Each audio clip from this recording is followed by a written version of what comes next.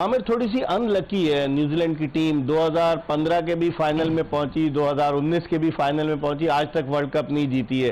पाकिस्तान, श्रीलंका और इसके अलावा एक और मुल्क इंग्लैंड, तीन, इनके अलावा 5 वर्ल्ड कप ऑस्ट्रेलिया जीता है और 2 वर्ल्ड कप जो है वो वेस्ट इंडीज, 2 भारत जीता है। इकबाल भाई, ऑनेस्टली लास्ट टाइम जब न्यूजीलैंड वर्ल्ड कप खेल रही थी, मेरी ये विश थी कि ये जीते, क्योंकि ये सेमीफाइनल में तो आते रहते थे, लेकिन वो एक्स फैक्टर मिस करते थे। लास्ट टाइम इनके पास एक्स फैक्टर था, लेकिन किस्मत ने साथ नहीं दिया और ये मैच हार गए। लेकिन इनके जो लास्ट 4-5 साल हैं न्यूजीलैंड क्रिकेट के, इंप्रूव अगर आप देखें, इन्होंने बहुत ज्यादा इंप्रूव किया। इन्होंने भी अपनी जो ग्रास रूट क्रिकेट है उसके ऊपर बहुत ज्यादा इन्वेस्ट किया, जिसकी वजह से अब आप देखें न्यूजीलैंड के पास, अगर आप ग्रेट प्लेयर्स की बात करें, मार्टिन क्रो, ठीक है, बड़े फ्लेयर के साथ खेलते थे।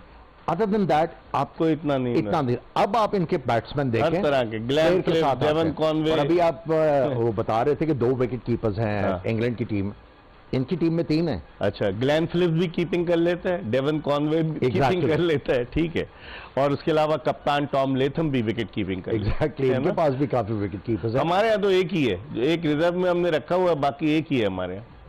हाँ ठीक है, इतना ज्यादा वो बर्डन करने की जरूरत क्या है, लेकिन यह है कि साथ ही तो इंडिया है, आप किसी वक्त जरूरत पड़े, खुदा ना खास्ता अगर जरूरत पड़े तो आप भेज सकते, बुला सकते। लेकिन अगर आप इन दोनों टीमों का अगर मुआवजा करें इस मैच में, मैं समझता हूँ इंग्लैंड की बॉलिंग तगड़ी है, लेकिन एक फैक्टर जो है शायद उनको हॉन्ट करे, क्योंकि लेग स्पिनर आदिल रशीद काफी अरसे से मैच नहीं खेले, सही, तो हो सकता है इस पिच के ऊपर थोड़ा सा वो चैलेंज हो और मुश्किल हो। हमें सचिन तेंदुलकर थे अभी ट्रॉफी के साथ, तो सचिन तेंदुलकर आप भी खेलें, और अब कैसे देखते हैं जो माजी के प्लेयर्स थे, अगर हम उनका कंपैरिजन करें मौजूदा दौर के प्लेयर्स से, माजी में जब आप लोग खेलते थे या समी खेलते, इतने पैसे नहीं थे, हालांकि समी को रिटायर हो ज्यादा, पैसे भी बहुत आ गए। पैसे तो उस वक्त भी थे, इतने नहीं थे ना, लेकिन अब उस वक्त देखे ना, वो उस वक्त इन्फ्लेशन भी इतनी नहीं थी और उसके मुताबिक पैसे तो हैं,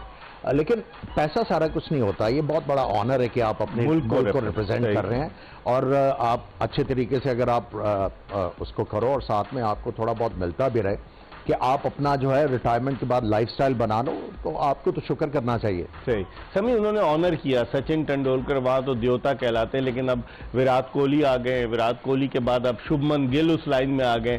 तो आप कैसे देखते हैं अपने ग्रेट प्लेयर को ऑनर करना, वर्ल्ड कप की ट्रॉफी के साथ उसको मैदान में लेकर आना, इज्जत देने के मुतरादिफ होता है ना ये तो सब चीजें? जी हाँ बिल्कुल, और मेरे ख्याल में कि बिल्कुल डिजर्व करते हैं, जिस तरह के आपके लेजेंड्स हैं, जो अपने साबिक खिलाड़ी हैं, जितने भी हैं, मतलब एक सर्व किया वो उन्होंने अपनी कंट्री को, काफ़ी चीज़ें, एक प्लेयर जो होता है काफ़ी चीज़ें सेक्रीफाइस करके यहाँ आता है, अपना कैरियर, अपनी पढ़ाई, काफ़ी चीज़ें सेक्रीफाइस करके इस जगह पे आता है, और ऐसा नहीं है कि एकदम आ जाता है, मतलब सालों साल की उसकी मेहनत होती है, सेक्रीफाइस है, फैमिली को टाइम नहीं दे पाता, मतलब कितनी सेक्रीफाइस है कि ऑल द वे अब जाके फिर जब वो कुछ अचीव कर लेता है तो जाहिर सी बात है उसको रिगार्ड करना चाहिए। सचिन तेंदुलकर की ऐड करूंगा, देखें सचिन ट्रू एम्बेसडर है, आप उनका करियर कोई कंट्रोवर्सी नहीं है। उसके बाद आप अगर आप विराट कोहली की बात करें, जब वो नए आए थे तो ठीक है थोड़ा था, लेकिन जैसे ही वो सेटल डाउन हुए कोई कंट्रोवर्सी नहीं है। सो आई थिंक ये बिल्कुल ठीक किया इंडिया ने, इंडिया में वर्ल्ड कप हो रहा है, सचिन बहुत बड़ा परफॉर्मर रहा है उनका, और उनको ब्रांड एम्बेसडर बनाना I think it's an honour है। बड़ी बात। अगर हम हेड टू हेड देखें आमिर के 95 वनडे दोनों ममालिक के दरमियान खेले गए, और उनमें से 45 इंग्लैंड जीता है, 44 न्यूजीलैंड, 6 का नतीजा नहीं, बिल्कुल बराबर है।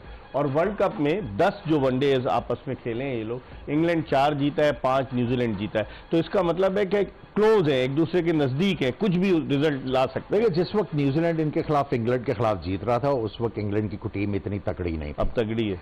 उस वक्त इंग्लैंड की अगर आप देखें, एक ट्रेंड था इंग्लैंड की क्रिकेट में, बॉलिंग ऑलराउंडर्स बहुत ज्यादा खिलाते थे, और वो वाली बॉलिंग ऑलराउंडर्स खिलाते थे जो डिबली डॉबली बॉलिंग करते थे और थोड़ी बहुत बैटिंग करते। एग्जैक्टली, मैं वो कहना नहीं चाह रहा था, लेकिन अब इन्होंने जो चेंज किया अपना माइंडसेट, बैटिंग ऑलराउंडर इनके पास है, बॉलिंग ऑलराउंडर्स हैं, और बॉलिंग ऑलराउंडर वो हैं जो बॉलिंग भी अच्छी कर लेते हैं और बैटिंग भी अच्छी कर लेते हैं, और इनकी अब जो टीम है बहुत ज्यादा वेल सेटल्ड है, और अब न्यूजीलैंड को इनको ट्रांस करने के लिए बहुत मेहनत करनी पड़ेगी। डेवन कॉनवे वो बड़े ज़बरदस्त हार्ड हिटर हैं। उसके अलावा विली यंग ओपन करेंगे, विल यंग, फिर रचिन रविंद्रा जिन्होंने पाकिस्तान के खिलाफ 90 ऑड रन स्कोर किए, फिर डैरल मिचेल जिनकी आमिर सोहेल बात कर रहे थे, टॉम लेथम कप्तान उनके, इनके वालिद रॉड लेथम भी न्यूजीलैंड की जानिब से खेलें, फिर ग्लेन फिलिप्स एक एक्स फैक्टर हो सकता है, बहुत जारहाना बैटिंग करता है, मार्क चैपमैन, जिमी नीशम और मिचेल सेंटनर और मैट हेनरी। तो आप इस टीम को न्यूजीलैंड की जब अभी ये जो खेलेगी इसको आप कैसे देखते हैं? मेरे ख्याल में बहुत ज़बरदस्त टीम है और दोनों अगर आप मैचअप देखें तो इंग्लैंड की थोड़ी बैटिंग में मुझे ज़्यादा पावरफुल लग रही है, लेकिन ओवरऑल आप देखें दोनों एक ही तरह की क्रिकेट खेलते हैं, दोनों अटैकिंग क्रिकेट खेलते हैं और कोशिश करते हैं कि इनके टॉप ऑर्डर से रन करें। अगर इंग्लैंड आप देखें टॉप ऑर्डर इनका हमेशा रन करता है, न्यूजीलैंड भी इसी तरह के टॉप ऑर्डर इसका रन करता है। फिर बॉलिंग की आप बात करें तो मेरे ख्याल में बॉलिंग प्लान बहुत अच्छे हैं दोनों टीमों के, दोनों वर्कआउट करके आते हैं कि किस एरिया में बॉल करनी है, किस बॉलर से कहाँ मैचअप बहुत अच्छे हैं इन दोनों के। तो मेरे ख्याल में आज बहुत ज़बरदस्त मैच होने जा रहा है। आज के मैच को आमिर कैसे देखते हैं? वही स्टेडियम जहां 1996 का वर्ल्ड कप जो आप खेले थे, फिर आप उसमें वाइस कैप्टन भी थे पाकिस्तानी टीम के, वही स्टेडियम, वही दो टीमें, और अब कैपेसिटी 1,32,000 तमाशाई, क्योंकि इंडिया नहीं है तो हो सकता है कि कम लोग आए, लेकिन आप आज के ओपनिंग मैच को किस तरह से देखते हैं? देखिए, अगर आप ओपनिंग मैच, ऑब्वियसली दोनों टीमें जो हैं वो जीड अप होंगी कि इस मैच में उन्होंने अच्छा परफॉर्म करना और वर्ल्ड कप का स्टार्ट अच्छा हो उनके लिए। लेकिन न्यूजीलैंड के लिए एक सेटबैक है, उनके कैप्टन जो है वो इस मैच में अवेलेबल नहीं है। लेकिन अगर आप न्यूजीलैंड की प्रोग्रेस देखें तो उन्होंने अपने जो यंग प्लेयर थे उनको काफ़ी अरसे से कंसिस्टेंटली चांस दिया। अब उनमें इतना कॉन्फिडेंस आ गया कि वो कंसिस्टेंटली बड़ा टोटल बोर्ड के ऊपर लगा रहे हैं। लेकिन जहां तक आप उनकी बॉलिंग की बात करते हैं तो मैं समझता हूं उसमें झोल है।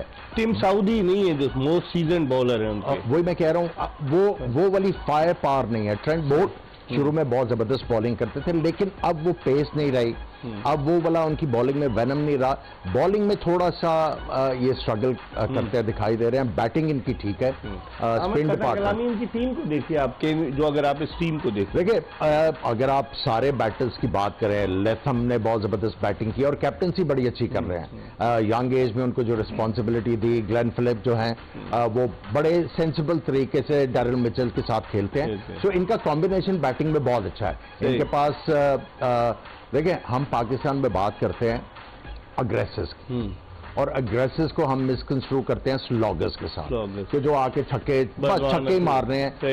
ये जो सारे बैट्समैन हैं, ये इनको लेंथ मनूवर करनी आती है। जब इनको जरूरत होती है तो ये बड़े आराम से चौका छक्का मार लेते हैं, बजाय तो बल्ला घुमाने के। सो इनकी प्रोग्रेस बैटिंग में तो काफी ज्यादा है, और मैं समझ रहा हूं कि डैरल मिचेल इनके लिए बड़े इंपॉर्टेंट प्लेयर हो, बहुत जबरदस्त प्लेयर है। ठीक है समी, आप कैसे देखते हैं अभी जो वार्म अप मैचेस हुए भारत में, भारत की जिन विकेटों पर